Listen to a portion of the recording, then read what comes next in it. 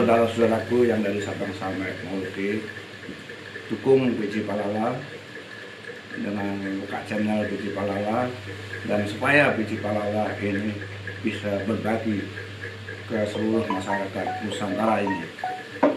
Biji Palala.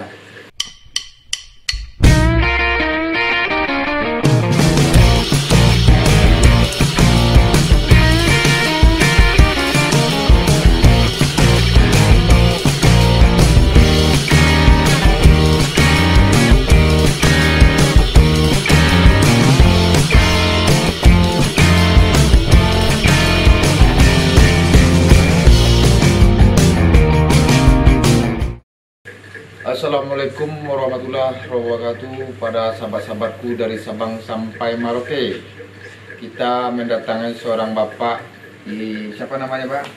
Muhaimin. Pak Muhaimin ini ke rumahnya saya pernah mendapat info bapak ini sakit. Perjuangan dia ini waktu dia sakit kayak mana perjuangan itu supaya semangat untuk sembuh ini kayak seperti apa, ikutin terus dari channel Biji Palala kisah bapak ini. Assalamualaikum warahmatullahi wabarakatuh. Terima kasih atas kunjungan dari channel Biji Palala ini. Atas izin Allah juga, mudah-mudahan dapat keberkahan dari kunjungan ini. Awalnya hidup saya telah dipertemukan Allah untuk mendapatkan pendamping saya dari orang Minang, orang Sumatera Barat yang mendampingin saya. Dan setelah itu alhamdulillah, karena orang tua udah usia sepuh, umur 70 tahun ke atas, saya bawa istri saya ke Jawa. Itu berselang 3 bulan di Jawa, sebulan di Bogor, saya tarik lagi 3 bulan di sana karena ngurus orang tua, kondisi sepuh, maklum. Untuk berjalan kaki dari rumah Jawa kan maklum, antara depan dengan belakang itu jauh sekali. Jadi kalau mandi itu perlu ada pembantu untuk membantu ngangkat tangannya, ngangkat badannya, untuk dibantu sampai ke belakang itu. Alhamdulillah pada saat itu masih kuat, ibu bisa dimandikan di belakang.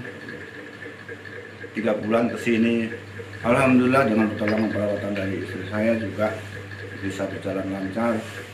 Namun ada suatu ketika kejadian, karena ibu saya benar-benar drop, nggak bisa ke belakang pagi-pagi, nggak bisa mandi ke belakang. Saya juga merasa hati saya merasa seolah-olah saya entengkan untuk bisa membawa orang tua saya itu ke belakang, saya mandikan ke belakang. Saya angkat ibu saya dengan saya gendong di belakang pundak saya itu. Setelah saya gendong, melangkah 1, 2, 3, nggak sampai 5 itu, di pinggang belakang itu terasa bunyi sangat kencang sekali, truk kayak gitu. Hanya sekali aja, krek gitu aja. Dalam hati saya, tuh kena pinggang saya ini. Setelah gitu, sorenya malam mau tidur, kram kaki saya itu. Kaki saya, lama-lama besok paginya lagi saya buat jalan terasa sakit, lama-lama sakit. Saya bawa pulang lagi ke Bogor, makin tambah sakit. Jadi akhirnya saya nggak bisa berjalan, jadi ke kamar mandi dibantu oleh istri, ke kamar belakang, ke depan dibantu, selalu dibantu. Saya dibuatkan tempat tidur dari triplek. Jadi selama itu ada berapa tahun saya tidurnya di triplek terus, dan proses penyembuhannya saya juga nggak bisa diem, karena saya sendiri juga sebagai laki-laki ada rasa tanggung jawab terhadap keluarga yang butuh nafkah, yang butuh kehidupan. Saya beli odong-odong dan saya tarik odong-odong itu, ya alhamdulillah dapat rezeki keberkahan dari Allah. Satu hari kadang-kadang dapat 100, satu hari kadang-kadang dapat 150, dapat ini alhamdulillah dari situ. Namun rasa sakit saya benar-benar bisa saya tahan, walaupun tetesan air mata itu, karena rasa sakitnya itu benar-benar berat itu. Lama-lama saya berobat ke Cibinong, ke orang Cina, nggak sembuh juga. Ke Cimandi, Caringin sana, di Bogor sana, Cimandi, nggak sembuh juga. Langsung di scan di rumah sakit Trimitra. Saya dikasih keputusan dari dokter bahwa saya ada penyempitan urat saraf di belakang, yaitu urat kejepit jelasnya. Ini guys, karena bapak ini waktu sakit ada surat-suratnya semua ya Pak. Ini suratnya semua ya Pak ya. Ini di ronsen ada urat kejepit. Ini apa nih Pak? Ini apa? Ini pengobatannya semuanya dari rumah sakit Trimitra. Ini? Itu ini semuanya, ini hasil ronsennya. Nah, ini hasil ronsennya semuanya. Ini Pak, yang itu apa Pak? Ini adalah korset. Jadi kalau saya tidur atau pengen jalan kemana, saya paksakan pakai korset, dan alhamdulillah pakai korset ini bisa mengurangi rasa sakit, tapi hanya sebentar sifatnya. Habis itu kembali lagi sakit lagi. Ini korset ini saya pakai terus, tidur di triplek. Nah, saya pakai terus ini. Tapi ada sedikit yang ini di diri saya Bapak. Saya bertanya, Bapak waktu Bapak ngangkat orang tua Bapak tadi, kan Bapak angkat baru berapa langkah Bapak terasa sakit. Iya. Bapak tadi dengar kita berbincang jadi dua dulu, kok orang tua saya angkat seperti gini, sudah sakit pinggang. Orang tua Bapak ngasuh Bapak pernah dari kecil, kemana rasanya tadi Pak ngomongnya? Nah, itu tembus di dalam hati nurani saya bahwa jasa kita terhadap orang tua benar-benar tidak bisa dibalas. Terbukti saya ingin membalas dengan mengangkat orang tua, baru 2 jalan aja, 2 langkah aja udah drop kondisi kesehatan saya, udah sakit kayak begitu. Makanya kita nggak bisa meremehkan kepada orang tua. Semuanya kesuksesan dari berkah dari orang tua. Saya lanjutkan terus. Pada saat itu saya berobat kemana-mana, dan di Trimitra juga di fisioterapi tiap 1 minggu itu 2 kali, terus saja bertahun-tahun. Jadi saya sakit itu tahun 2015 sampai tahun 2018, itu ada 3 tahunan. Sakit mengangkat sakit Bapak ya? Sakit, dan saat itu juga karena saya berusaha yang sangat kuat dari emosi saya, harus bisa memberikan nafkah keluarga juga. Saya bisa membangun kios juga di Jalan Baru, ada 3 kios. Walaupun di tengah malam itu saya benar-benar nggak bisa bangun sama sekali. Paginya saya dibawa ke rumah sakit, diangkat pakai spray kayak gitu, benar-benar nggak bisa jalan. Itu. Terus suatu ketika juga orang tua saya sakit di Pekanbaru. Saya sendiri kondisi sakit, orang tua sakit di Pekanbaru. Saya sedih rasanya. Akhirnya saya mengasih izin kepada istri saya sementara untuk menengok orang tua di Pekanbaru. Dan alhamdulillah pada saat itu sembuh orang tuanya. Tapi pada saat mau ditinggal ke Bogor lagi, kondisinya drop lagi. Bapak mertua saya di Pekanbaru. Mertua ya Pak? Mertua saya di Pekanbaru. Siapa nama mertuanya Pak? Bapak Rifai Munir.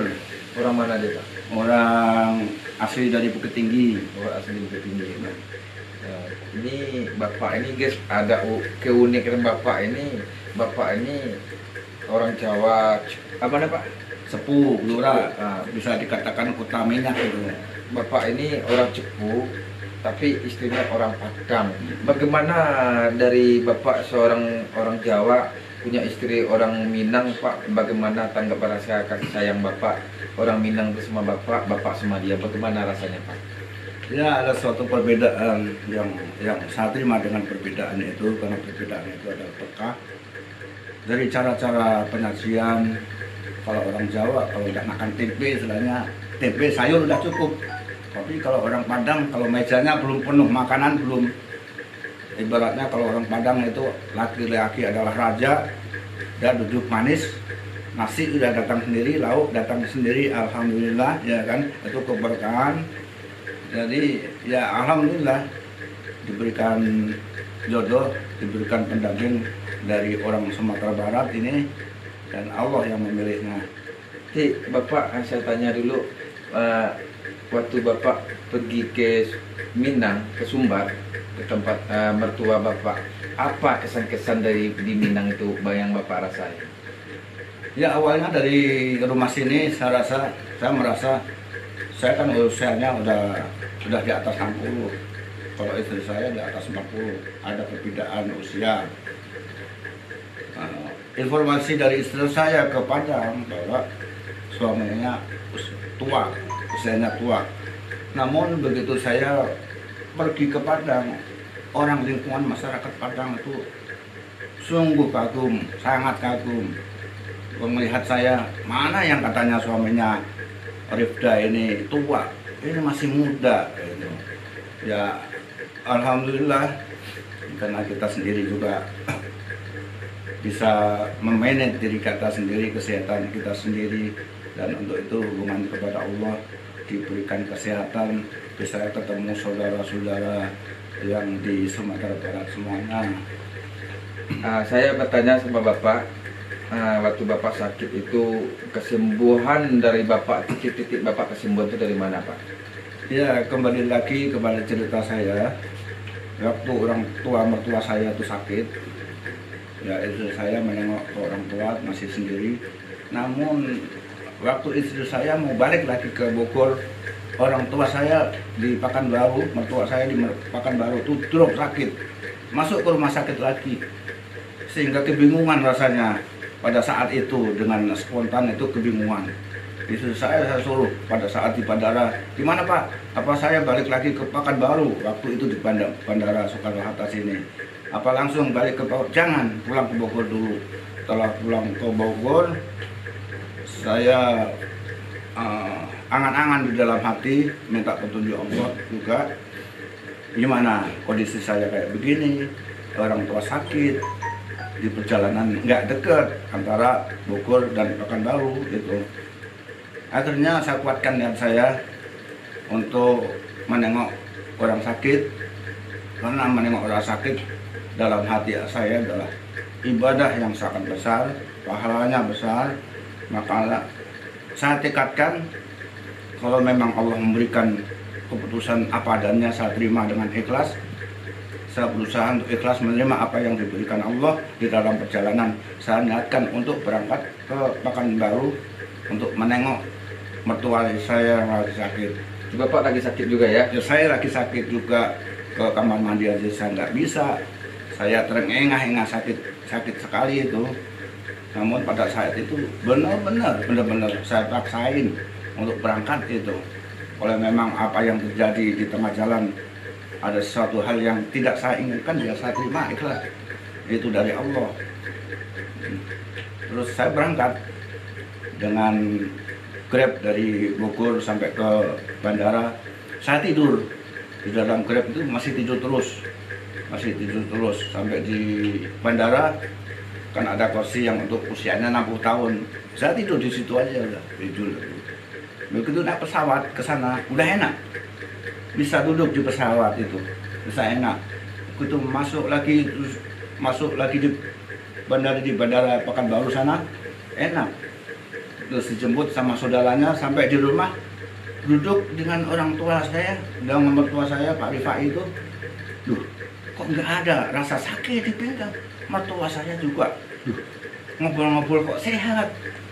Itu berselang sehari, besoknya begitu lagi, enak lagi, besok enak lagi. Pak, nggak sakit Pak? Enggak, saya juga alhamdulillah nggak ada rasa sakit sama sekali. Itu saya sehingga bingung saya, kenapa saya bisa sembuh. Ya semua saya yakin bahwa itu dari Allah. Apa-apa datang dari Allah, dan apa-apa kesembuhan juga dari Allah. Setelah itu saya diajak jalan-jalan sampai ke tengah perkebunan kelapa sawit itu kira-kira. Itu udah bisa Bapak jalan ya Pak ya? Udah bisa jalan, sampai ke masjid jalan, pulang lagi jalan, kemana-mana jalan, ke lingkungan perumahan itu jalan-jalan. Alhamdulillah, istri saya juga bingung semuanya. Karena kemarin aja di Bogor aja nggak bisa ditata kiri kanan 2 orang, makan aja nggak bisa sambil tidur. Ini sih itu di Iya. baru bisa sembuh. Temu sama mertua, mertua sakit, bapak sakit, berjumpa berdua, seling kesembuhan keduanya Pak ya. Itu kisah dari bapak yang waktu bapak sakit untuk sembuhnya Pak ya. Setelah saya kembali ke Bogor lagi, udah sembuh, merasa sembuh, naik pesawat lagi ke Bogor lagi, masuk kontrol ke rumah sakit Trimitra. Setelah kontrol, masuk ke kamar kontrol, dicek lagi sama dokter bahwa Pak Muhaimin ini udah sembuh, udah nggak perlu fisioterapi lagi, sekali lagi aja, sekarang aja terapi, besok nggak usah lagi, katanya udah sembuh.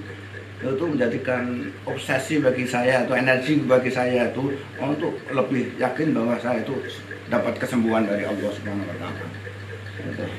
Ya, ini pesan-pesan Bapak untuk supaya seluruh masyarakat Indonesia Pak, supaya dia bisa semangat apa ada yang sakit, saudara-saudara kita dari Sabang sampai Merauke, untuk kasih support sedikit untuk saudara-saudara kita dari Sabang sampai Merauke Pak. Ya, saudara-saudara saya dari Sabang sampai Merauke, baik dari golongan manapun juga, jangan kita lemah. Kalau kita mendapatkan sesuatu ujian dari Allah seperti penyakit dan sebagainya, kita tetap bersemangat, kita tetap berikhtiar. Ikhtiar ada 2, ikhtiar melalui medis dan non medis.